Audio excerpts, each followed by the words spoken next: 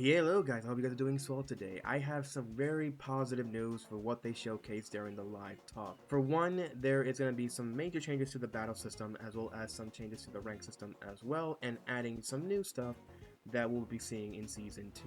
I will be doing a quick recap of what I saw on the live talk as well as maybe showcasing some of the things that they've done and demonstrating it, then presenting my own feelings on how I feel about the Season 2 overall changes. So let's begin. So first thing, characters that are very stance heavy can now do heat smashes and heat bursting from those stances. They showcased during the live talk that Zakuna can now actually go into a heat burst and heat smash from her Scarecrow stance. And not only that, this also means that depending on which character you're playing as that are very stance heavy, you can now actually change your overall combo routes and how you'll be performing, how exactly you'll be going into your heat bursts or heat smashes. Not only that, if you were to go into a heat engager from one of your heat attacks, you'll be able to then go into a crouching state by either pressing 1, 2, or 3. This would immediately give you the option to go for mix up in a crouching state instead of having to manually go into a crouching state, which if the opponent sees that you're going into a crouching state, that they're going to immediately guess that you're going to go for some kind of mix up or a low mix up of some kind.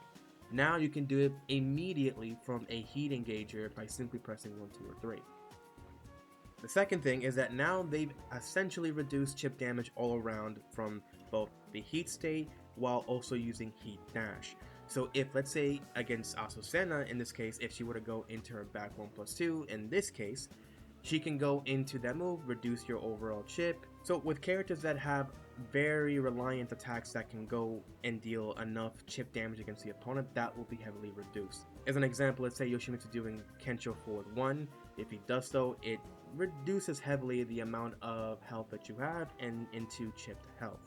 But instead now they're going to dramatically reduce it, especially if you are in range. So if you're in the opponent getting hit by Yoshimitsu's Kensho forward 1, the overall chip damage will be heavily reduced. This is an amazing change. People have been asking for this, especially during the Tekken World Tour in Europe, when they've seen how, Kuma basically won the tournament by essentially just spamming his electrics and going into heat smash, and that was bullshit. The fact that he can do that and there is no real leeway to getting away from that situation is stupid. So the fact that they're going to be reducing chip damage all around is an amazing change in my opinion. Now, the other thing also is that characters that can now do power crushes that also go into heat engagers, like Azucena, Victor, and Shaheen, these moves will lose the heat engaging properties from their power crushes. Instead, they'll just be regular power crushes. Now, what they'll be doing with those properties that they basically took away from power crushes, they're going to be giving it to other moves in their kit. In the case of Azucena, 3-3 now goes into a heat engager. Next best thing, and this is a monumental change in Tekken. Besides Tekken 4, what they've actually done this before, now they brought it back in Tekken 8. I don't understand why they didn't think of adding this in Tekken 7 and previous Tekken games, but they are bringing it back in this game, I guess. And that is that now you can actually sidestep to the foreground. Now, what this means is that if you're in a crouching state, let's say you're forced in a crouching state by a certain move, and then you want to go and step the opponent, but you can't step to the foreground because you're already in a crouching state. Let me showcase this. Alright, so let's say if I'm in a crouching state, if I got hit by a move, or maybe I'm already in a crouching state, and they're going to go into an attack that I can only step if I go to the right side, in this case to the foreground. Let's just call it this way. This is the background, this is the foreground, right? So if you're in player 2 side, doesn't matter, you'd be going to the background or to the foreground. If I want to step, let's say this particular string, I have to go to the background. As you can see, if I end up sidewalking the move, I can actually get away from that particular link. But what if I'm at the player 2 side instead of player 1 side? What will happen then if I decide to do the same thing and sidewalk to the background? I'll get hit anyways. This is the problem with sidestepping in the game on some, cases. You want to step the move or sidewalk the move, but you can't because now you're in player 2 side. If you want to then sidewalk the while standing 4 from this particular link, you gotta do it from the foreground. You gotta do it like this. But you can't, because what would happen instead? You'll be teabagging. Again, this is a massive change they're doing to Tekken 8. This was already done in Tekken 4, but then they removed it. I'm going to assume maybe the community didn't like how it worked before, but now they're bringing it back, which again makes sense because, again, like I just showcased, if you can't even step the move while you're in a crouching state, then you really can't figure out the best means to really beat the move by simply just having to block the move anyways, and that's it. And then the opponent is safe on block, regardless. So this is a monumental change overall to the game. Not only that, they're also going to improve the pre-input functionality when you're trying to press into a sidestep or a sidewalk. Meaning that if you were to, let's say, get hit by a move, or you block the move, and you want to step immediately, instead of having to manually then wait until the recovery frames are over, to then do a step or a sidewalk, now you can actually buffer the sidestep and sidewalk against the opponent. Again, this is an amazing change. This will make it very easy to actually then get away from certain situations which you're forced into, that you couldn't really do properly unless you were frame perfect when doing a sidestep or a sidewalk. And you know me, from my videos, how much I hate getting hit by moves when I attempt to sidestep or sidewalk them, and they can be sidestepped and they can be sidewalked, but I still get hit anyways, even if I'm doing it at the right side. So as an example, let's say that if Law were to go into this particular string, as you can see, I can actually manage to sidewalk the move. Now, again, since I already know this coming out, I can just simply sidewalk it. I can be as fast as possible to then escape the move. But what if you're somebody who doesn't have that kind of timing? You won't be able to escape the move then, you just constantly get hit by the move anyways. Right here, you see, I kind of did it a little late, so that I can showcase or demonstrate that, hey, if somebody has poor timing, they're going to get hit by the moves anyways, even though, you know, that move can be sidewalked to that side. You can't step the move, actually. This move you can't step. You see, you can't step it. You can sidewalk it, but if you're too late in sidewalking it, you'll still get hit anyways. But now that we can pre-buff our sidesteps, or buffering, that is, we can escape them. Now, of course, in this version of the game, I'm actually doing manually. I'm not pre-buffing it. So again, in Season 2, we can now do that. Now we're going to be moving on to what they'll be doing to Ranked specifically. They're going to be mitigating the disparity of the matchmaking and revising how the ranked match point system works. They're also going to be doing a rank reset, not completely though, I'll continue on further with that, and they're going to be adding some new ranks. For one, the way how rank works now in Season 2 is that while the game used to work as in you'll be matchmaking against the opponent's tech and prowess, not the ranked, now they're switching it back to the rank, but instead it will be dependent on your highest character's rank. So in my case, since I'm Tekken God Supreme, and let's say if I wanted to play a particular character that I wanted to try out, let's say I wanted to try out Paul, and he is Fujin, but my Yoshimitsu is Tekken God Supreme, I'll be matchmaking against players at those ranks, not at Fujin, but at Tekken God Supreme. This is a good change if you're somebody who's really relatively good at the fundamentals of the game, you already know how to play the game, and then you'll be fighting those players instead of actually, you know, playing people that are also Fujin, but they're not at your Tekken prowess, if by any chance you don't meet up against somebody around the same Tekken prowess as you. Again, this is an amazing change. It will make it easier for you to also rank up if you're facing people at higher ranks, because they're changing something else between that as well. Now, before we move on to that particular topic, let's also go on to that. They're also going to be removing the loss penalty when you're going through a losing streak. So when you go through a 3-loss streak against an opponent, you would actually lose a monumental amount of points from your overall score. This system, I hate it. I really, really hate it, especially for casual players that are playing Tekken and they're trying to rank up. It's very demoralizing when you're trying to go into ranked and then you go through a loss streak and you just lose 1,000 extra points that you already lost through the 3 matches that you already gone through. I mean, you're going through like 1,500 points that you already lost in 3 games, and then you're losing another 1,000 points right over. It's not a really good. It's not a good feeling. It's not a good feeling. So they're going to reduce this, or should I say, reduce the amount of points you actually lose.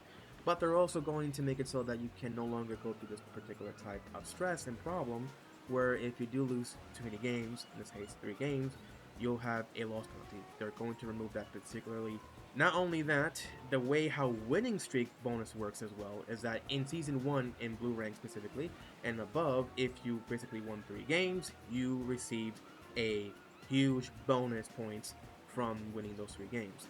But in Season 2 now, if you are essentially at red ranks and below, you will then receive a new particular type of win streak bonus that if you win 2 games instead of 3, you then will still receive the bonus streak points that you won through those 2 games instead of having to win 3 games. This is only if you're at red ranks and below you will receive those points. Now, the way that they're going to improve on in terms of the point system, as I just mentioned before, is that in Season 1, the way it worked, if you won a game against a higher ranked opponent, you will receive a medium size of points when you win against those kinds of opponents. If you lose against them, you would also lose a medium size of points against them. Though, in my opinion, from what I've seen, if you won against a higher ranked opponent, you just receive, like, let's say 500 points as an example. But if you were to lose to them, you'll lose like 550 points, which was so stupid. So it's not exactly correct how they're showcasing it in the image that I'm pointing out right here. If you were to lose against somebody at a lower ranked, you will lose a medium size of points. But if you were to win against them, you only earn a small portion of these points, which makes sense. But in Season 2 now, if you won against somebody who was higher ranked than you were, you would actually receive a larger bonus point to your rank score instead of it being just a medium size, which made no sense. And I thought they changed this in the other updates, but I guess they didn't, and now they're actually going to be doing it in Season 2. But if you were to say to lose against a higher ranked opponent, you will lose a small amount of points instead of a medium amount of points, which is really good. I again don't know why they didn't make this change before, but they're doing it now. Now, this is the kicker here, and I'm going to see a lot of players probably either plugging or probably one and dunning at these ranks. I can assure you, if you're somebody who is fighting against a lower ranked opponent and you are a higher ranked opponent, if you were to win, again, same thing, you will receive a small amount of points. But if you were to lose against them, you will lose a large sum of points against that opponent. So again, even though this is a big improvement in Season 2 and I like what they're doing, I can already see this coming, where a lot of higher ranked opponents, if they come across lower ranked opponents, they will not rematch. They're probably going to plug or either one and done. It's going to happen. So I'm going to assume that this is going to improve players with the type of filtering system that they have now as well, where if you want to rank up against other opponents, you now can then rank up the same rank. They actually have made this change as well. So you don't have to, let's say, matchmake against somebody who's only like 2 ranks above you. You can actually matchmake against somebody at the same rank. You couldn't do this before, now you can do it in Season 2. So that will mean that players that like to only place on non-restrictions, so that means they can fight anybody at any rank, those players will have to then think to themselves, okay, maybe I should be playing against people that are either 2 ranks above me or 2 ranks below me or at the same rank now. Which means a lot of players are not going to be able to then boost themselves by just playing through the restriction type of filtering in rank mode. Now, before I mention about what they're going to be doing with the rank resets, the way the rank reset is going to work is that depending on your current rank, that with your highest rank character, that character and other characters before it that if you have a certain rank with, they will then be reduced to the new current rank during the reset. As an example, if you're somebody who is a God of Destruction, you will then be placed on Tekken King. I'm currently at Tekken God Supreme with Yoshimitsu, so I will be then placed at Kishin rank. And while you are, let's say, going through the new reset changes when Season 2 hits, you will get a new type A rank of some sort. I think it's like a plaque, like a title. You will receive a title where you will receive, let's say if you're in Kishin, you'll get like Kishin rank Season 1. And or if you're Tekken King, because you were God of Destruction, you'll get Tekken King plat or special title for as a reward for completing that rank in Season 1. Then they're going to be adding new ranks. Now, the new ranks are not going to be given to you, let's say, in the middle of the ranks that you're currently in, or let's say getting to God of Destruction. Instead, it's beyond God of Destruction. They're going to be implementing some new ranks.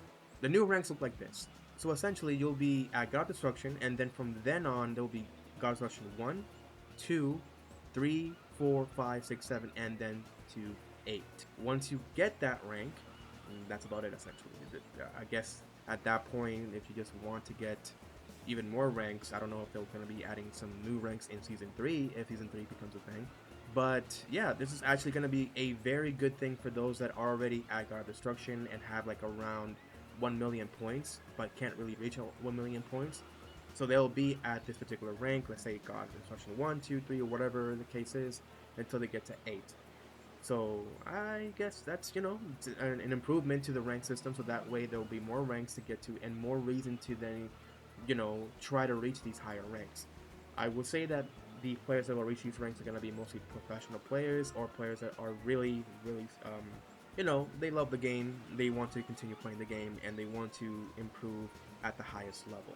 And that's about all. A lot of great changes that they've done to the system. Of course, there's a couple other things that I kind of wish that they've done, like for example, reducing the tracking on heat moves, as well as maybe improving on the overall tracking of heat bursting as well, but they haven't done that in Season 2, or maybe there's something hidden that they have not showcased completely in the live talk, so I don't know, but from what I can see, these two things are things that I hope that they would have actually implemented in Season 2, and they didn't.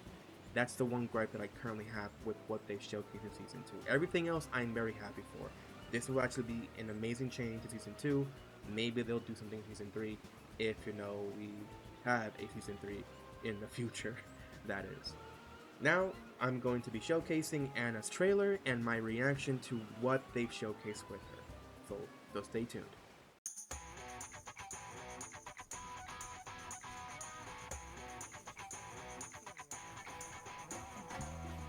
Oh my god. Oh my. Wait, she just did a Nina. Don't tell me. She's really gonna be using that? Okay. She is! She is! Okay. She still has her stance. Oh my goodness. Is she gonna keep her hip butt? Her hip bump, I mean? I said hip butt. Yeah, show that stuff. She still has it! She still has it! She still has her low launcher. Oh, that's so cool. Hey, yeah, I'm liking her style of fighting. She seems like a sledgehammer with that shit. Sledging that shit. Okay. Yeah, that's cool. Oh, I like the colors. What? What does that mean? Ooh. What? Nice. Okay, a little bit slapping around, just like ladies do. Oh my! Very similar. Ooh. Yeah, they tend to have this similarity using their weapons like that. That's pretty cool. Oh, that's so cool, that attack. Oh, that's so cool.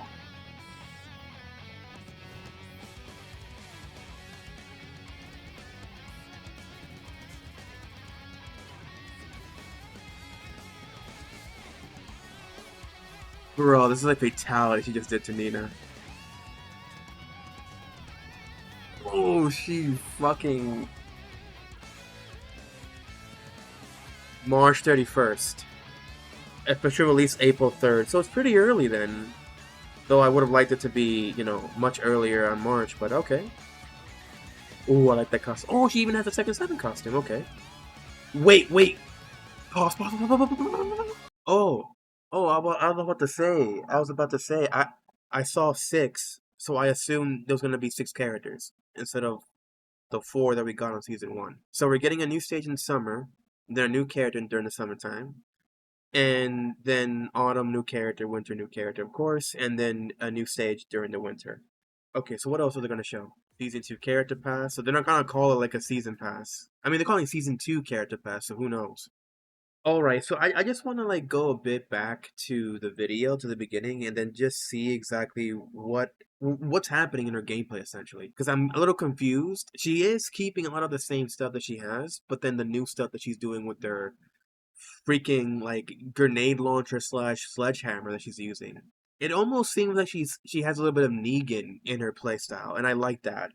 Though I don't know if other people will think the same way, that she kind of plays that way with her, utilizing that rocket launcher as like a hammer. All right, so she goes into Wolf Standing 2, I'm going to assume. And then this is pretty cool that she uses this. I don't know what that is, but I'm going to assume maybe it's like a back one or back two type shit. Again, this is new. This is completely new stuff that we're seeing here. Completely new stuff, and I love that she's using the weapon in her gameplay, because a lot of people assume since Nina also uses weapons in her gameplay, though she doesn't use it often. She's mostly using it either in heat or during certain like stance attacks that allows her to go into kiss shot, right?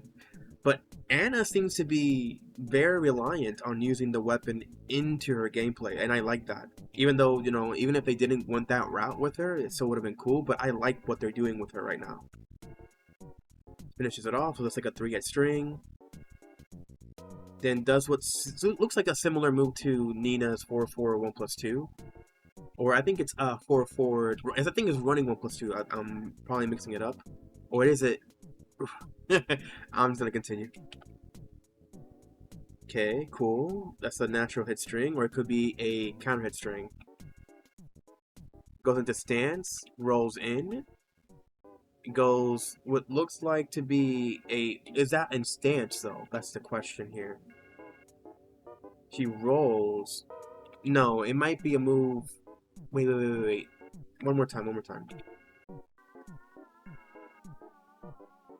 He goes into a roll, but she looks like she's doing a back sway while she's crouching. So maybe it's an attack that she can do while crouching, or she's back swaying from crouch to do this launching kick that she does. It doesn't seem to launch, so it might just give her that free stomp.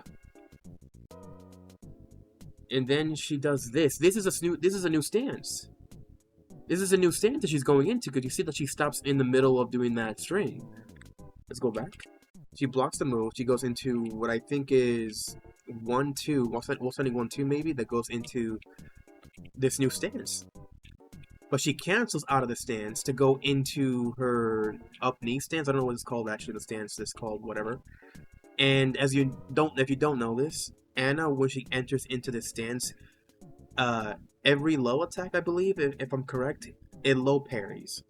So here, we see that she goes into the stance, this new stance that she's going into, enters that one, and Victor goes into his down back 4. Anna then low parries it. This is an automatic parry. You don't have to do anything. Gives her a launch from the parry, and you see the sparks there, so I'm going to assume that this is either 1, a just frame, or 2, it just comes out naturally. Okay, pretty cool. That's her bound. And that's her finisher, okay. That's going to be mostly for wall carry, I'm going to assume. Ducks the 3-2, then goes into this move right here. This move is very infamous for Anna, because she can go into a full crouch, and she does this little slap, or almost like a karate chop sweep, that launches the enemy immediately in Tekken 7. And I don't know if in other games it's the same way, but I only know her from Tekken 7. And it will give her, not a bound in Tekken 7, but I guess they changed it in this game because it would have been very strong if she could just go for a free, normal hitting, fast hitting, low attack that launches but doesn't give you the bound, right? So it gives you more damage. So this is pretty cool. She goes into this, goes into her combo, very similar to Nina's, I think it's down 4-1. Goes into this, that's her tornado, or super tornado. And that goes into her rocket stance, which is really fucking cool. I love that they're doing this, incorporating the weapon into her mix. That gives her a free, okay, yeah. A lot of characters have this now. But here is what's strange. She does something similar to her low launcher, but she doesn't bound the Lydia. So I'm going to assume that this is an attack that she can just, a different low that goes into this very cool attack right here. Or it could be that when she does this move, she gets herself like a special counter hitting low that launches from there. That could be the case. Goes into heat dash, goes into this to follow up, ends it there. I get the feeling that you could extend the combo even more from there, but I don't know. That looks similar to another character. I don't know from what. That seems a lot of very plus on hit. Gives her this. That's a mix. She might have a low kick mix, or this just might be low into medium. I'm going to assume that she goes into a stance there. Goes into heat burst. And that's her heat smash. Let's speed this up a little bit more because it's getting too slow. Yeah, I go to the stance, low. This ended up giving her a counter hit stagger. I'm going to assume that she could go into a heat engage or string from the stance, and then follow up into a heat dash maybe, but she did this instead. And that's pretty cool. Oh my god. And you just something new just now. I did not see this. I wasn't paying attention. Nina just did a new move. If you don't see it, she just went and just shot 3 times with her pistol, with her handgun. Right here, look. This is new because it's not her while standing 4. That's different. Wait, what? She blocks it. It seems plus on block, seeing that Nina can do that, and Anna didn't do anything right afterwards. Okay, that's super plus, I'm going to assume. Wait. You're seeing this, like, poisoned aura on Nina. So you're telling me that Anna also has poison, like, attributes to her attacks? I'm going to see a lot of people hating on this. If this is a status, like, you can apply, like an ailment. Power Crusher, doesn't heat engage, that's good to know. Okay. This move right here, this move I love. This, you know what this reminds me of?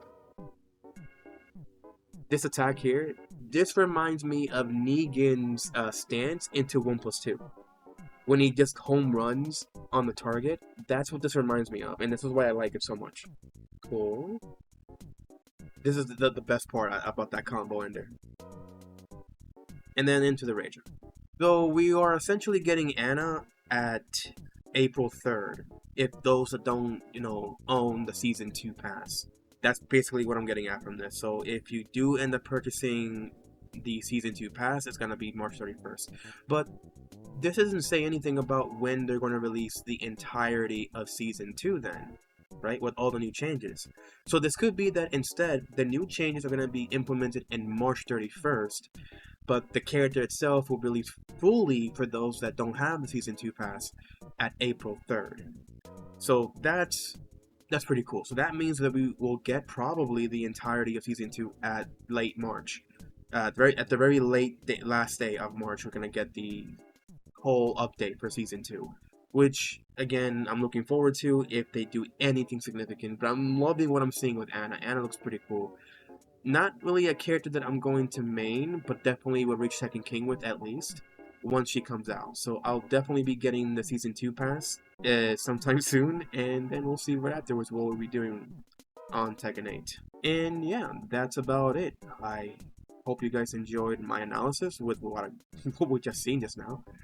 And yeah, stay tuned, stay safe.